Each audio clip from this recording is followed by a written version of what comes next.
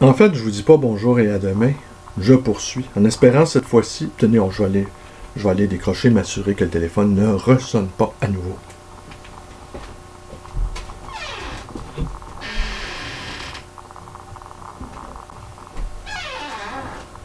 Et je vais quand même faire une pause pour vous rappeler que Charlotte Delbo a survécu à un camp d'extermination. Elle raconte dans l'un de ses ouvrages, dont le titre m'échappe, la sororité qui existe, la solidarité qui existait entre ces femmes encellulées. C'est plus qu'encellulées, c'est plus qu'encabanées, c'est un camp d'extermination. La solidarité qui existait entre elles. Et raconte un passage à un moment donné, elles ont très froid. Elles sont transit froid. Et elles sont 3-4 qui s'agglutinent les unes aux autres pour se procurer un semblant de chaleur et pour se donner une sorte de foyer de vitalité. Foyer à minima, un foyer résiduel, un foyer de feu mourant.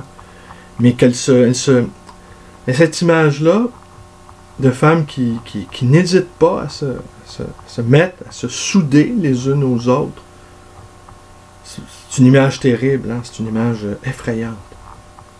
Mais je me faisais l'interrogation suivante, je me demandais si les hommes dans les camps d'extermination pour hommes, si eux, les hommes, au contraire, s'éloignaient pas les uns des autres au maximum, et évitaient de se mettre ensemble pour se donner de la chaleur, pour se donner des raisons de continuer d'exister.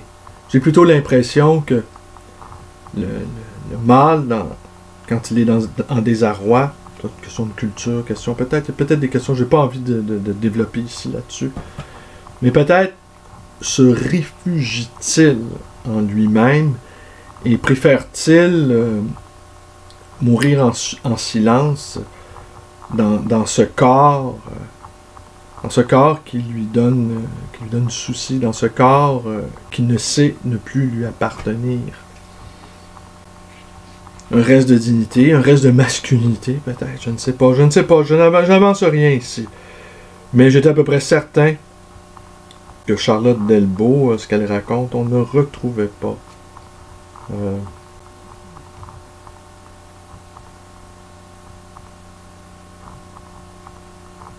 Ici, je veux juste donner le chantage au bonheur. Je trouve ça... Peut-être que je vous lirai pas finalement le texte, mais... Tenez, je vais vous lire ça. Je pense que ça va être intéressant, ça. Ici, c'est Lefebvre, donc, qui répond à Marcuse dans ce dialogue imaginaire, mais qu'on devine, elle connaissait évidemment bien le travail de Lefebvre et évidemment le travail de Marcuse. Alors, c'est apocryphe, mais pas tant que ça. C'est plausible. Lefebvre parle. Dire que chacun est malheureux est un peu bref. Je préfère nuancer. Le but, l'objectif, la légitimation proclamée de cette société est la satisfaction. Nos besoins connus, stipulés, sont ou seront satisfaits. En quoi consiste la satisfaction? En une saturation aussi prompte que possible pour ce qui concerne les besoins solvables, et ceux-là seulement, bien entendu. Ces besoins sont suscités, chacun le sait, captés dès qu'ils émergent.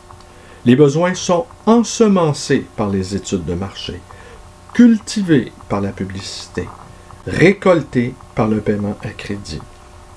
On persuade les gens de deviner tel ou tel objet, mais toujours à la limite extrême de leurs moyens pécuniaires. D'où l'effort sans fin. L'essoufflement pour satisfaire ces besoins qui ont été dictés par ceux-là même qui vantent de quoi les satisfaire, comme nous savons. Le besoin se compare à un vide, à un creux bien délimité. Le vide comblé, c'est la saturation. À peine obtenue, la satisfaction se voit sollicitée, suscitée de recherche par les mêmes sirènes, par les mêmes dispositifs qui ont engendré la saturation. Pour que le besoin devienne rentable, on le stimule à nouveau, de façon à peine différente. Les besoins oscillent entre la satisfaction et l'insatisfaction, qui sont provoqués par les mêmes manipulations. Un objet succède à un autre, une satisfaction en remplace une autre, une dette en remplace une autre. 1000 satisfactions ne font pas le bonheur. 1000 agréments ne valent pas une joie. Et c'est là une des causes du malaise. La saturation ne peut fournir un but. Elle n'a pas de finalité. Elle est dépourvue de signification. Rechercher le bonheur serait une raison de vivre, un sens à la vie. Accumuler les satisfactions? Non. Les gens ne sont donc pas exactement malheureux. Marcuse? Il leur arrive même de se croire heureux. Dans le développement normal, l'individu accepte la frustration librement, comme si elle était sa propre vie. Il désire ce qu'il est normal de désirer. Ses satisfactions sont profitables à lui-même et aux autres.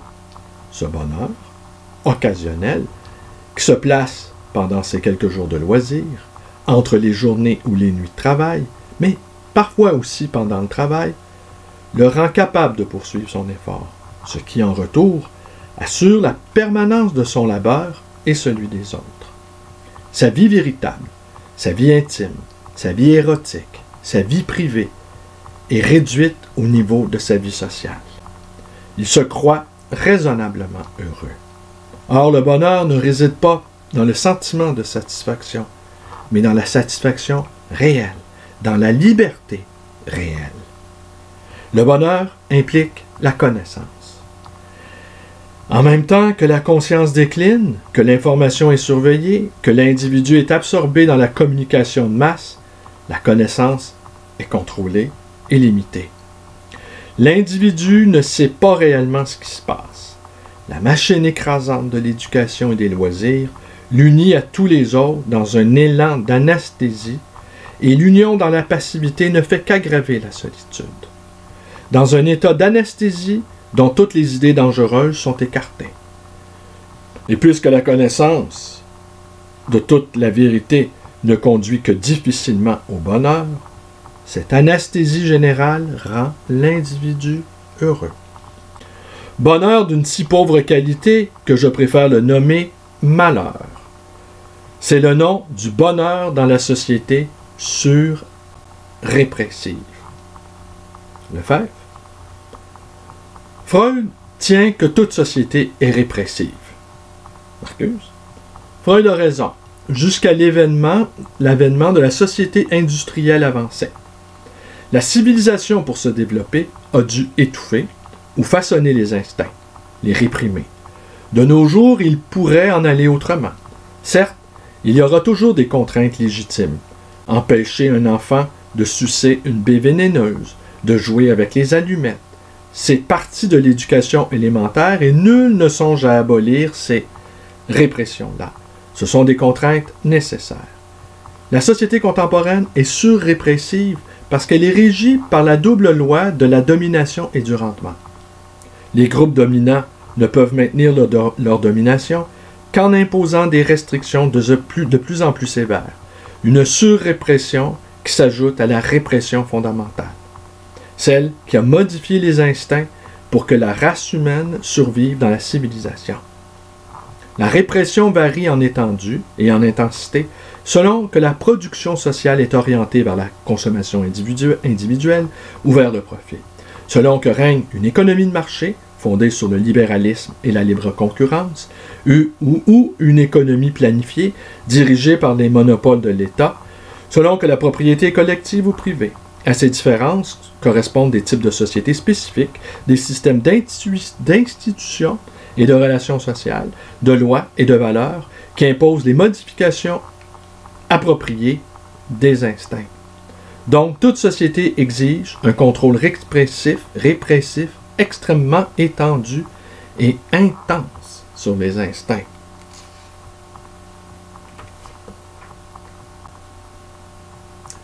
On pourrait continuer longtemps. Et où en sommes-nous aujourd'hui? Où en sommes-nous aujourd'hui avec Marcuse, avec Lefebvre, avec Sartre, avec Debord, avec tous ces commentateurs extrêmement critiques de notre société contemporaine, qui aujourd'hui, je vais conclure là-dessus, parce que j'ai l'impression que la société du spectacle, même le symbolique, je lisais des articles aujourd'hui, à la fois sur les antifas et à la fois sur les groupes néo-nazis, et j'avais l'impression, et pour les uns et pour les autres, que c'était des gens qui jouaient, hein, aucun n'est prêt à aller jusqu'au bout, et puis de toute façon aller jusqu'au bout. Et puis il y avait même, dans un des articles que j'ai lus, des antifas qui louaient l'unité qui régnait entre anarchistes, insurrectionnistes et maoïstes. Alors, Mao n'est pas mieux qu'Hitler, qui n'était pas mieux que Staline. Alors qu'on puisse se dire maoïste aujourd'hui sans rougir de honte, m'apparaît... Alors, et qu'on se croit autorisé, après ça, à combattre des néo-nazis d'opérette, je dirais. Tout ça m'apparaît une violence symbolique inutile et c'est se donner le beau rôle à peu de frais, selon moi. Bon, écoutez, c'était un programme double aujourd'hui. Je vais continuer. Je m'attendais pas à vous lire du Charlotte Delbo, en fait, qui fait parler Lefebvre et Marcuse. C'est pas grave, je m'attends jamais. Je m'attends jamais. Et mes vidéos sont toujours sous le signe de l'improvisation. Quelques-unes ont été réfléchies avant, hein, fort heureusement. Mais la majorité sont ludiques. Je vous remercie d'être avec moi. Portez-vous bien. Connaissez ma chaîne, vous pouvez vous abonner. Vous pouvez aller me visiter à ma librairie d'occasion et d'ancien, le Livre Voyageur, dans le quartier Côte-des-Neiges. Bientôt une deuxième librairie, l'Atelier Librairie. Je vais en faire une que consacrée sur l'atelier. L'atelier que nous allons animer, Fabienne Roch et moi. Fabienne Roch, ma femme. Une artiste exceptionnelle, un être humain exceptionnel. En fait, j'ai dit il y a quelques jours, enfin, je passe les détails de la rencontre, j'ai dit il y a quelques jours à quelqu'un qui jugeait que ma femme avait des yeux magnifiques, ce qui est tout à fait vrai. J'abondais dans son sens en lui disant « Ma femme, je n'ai qu'à la regarder pour devenir instantanément heureux. Ma femme, c'est du bonheur à l'état pur. C'est du bonheur à l'état pur.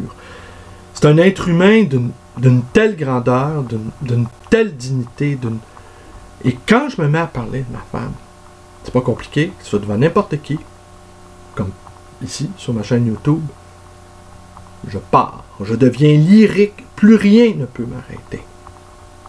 Le seul amour que j'ai eu dans ma vie, le seul amour que j'aurai jamais. J'en profite, C'est comme... En fait, on a ce projet-là incroyable, on va le faire parce que on est des créatifs, Fabienne et moi. Mais au fond, juste être avec ma femme me suffit amplement. Juste me promener avec elle, la regarder, la prendre par la main, faire l'amour avec elle. J'ai besoin de rien. En fait, j'ai plus besoin de rien du tout. Pourvu qu'elle soit là. Voilà. Je pensais pas finir par une déclaration d'amour à ma femme, mais je vais revenir sur ce projet-là d'atelier librairie. Je vais revenir parce que c'est important. C'est important pour nous, malgré tout. Malgré l'amour qu'on a l'un pour l'autre. Mais la vie. Ça, c'est ce qui compte.